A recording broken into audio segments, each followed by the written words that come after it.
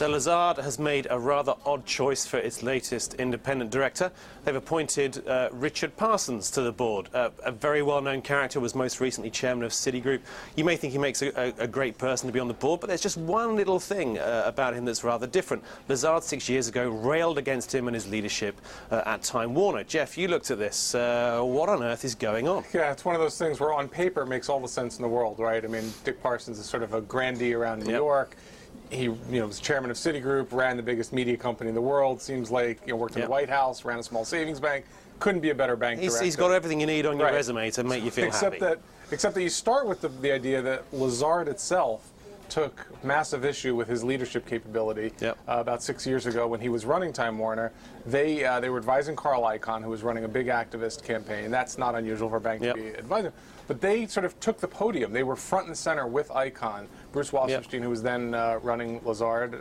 Now he was the one, but I think they came up with this huge, beat your children 343-page report against him, right? It was a massive report they released publicly that just kind of railed against everything they were doing. They eventually came to some sort of compromise, but it really is odd to see that kind of public stance by a bank against the guy.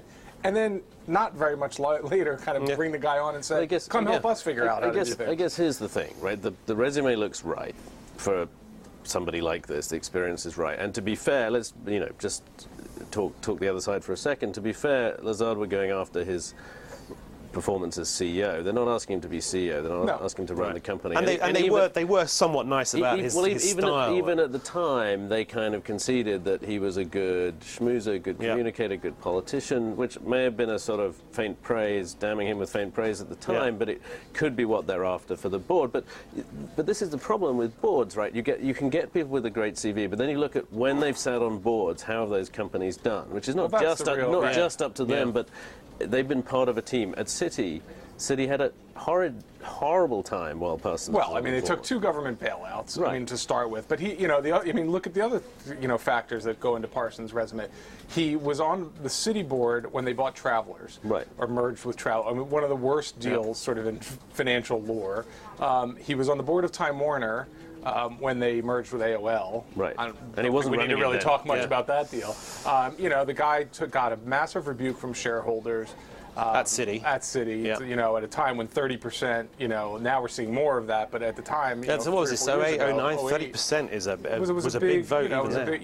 And he kept his job and got promoted to be chairman, but nevertheless, so and of course, his swan song, don't forget, at Citi was to preside over Vikram Pandit's pay being rejected by shareholders this year.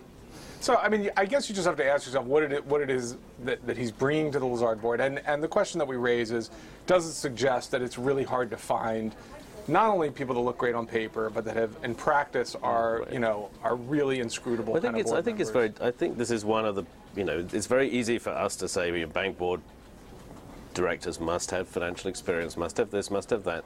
You look at all that, you look for it, you find it in Dick Parsons' he ticks all the boxes, resume, but then you need people who are also going to ask difficult questions, who can understand finance, but are not, going to be in financial groupthink and all those things which mean questions don't get asked. So for those people, very likely they don't have the right resume. So the same people may not be the ones who are right on paper. After the crisis, of course, it's very difficult to find people who worked in finance and are going to be good for your board. So maybe he's not the worst person to have, maybe he's not the best person to have, but at least compared to Citi, it's a much less complex institution at Lazard. So maybe he'll do a better job. But anyway, we'll leave it there, and we'll come back with more breaking views tomorrow.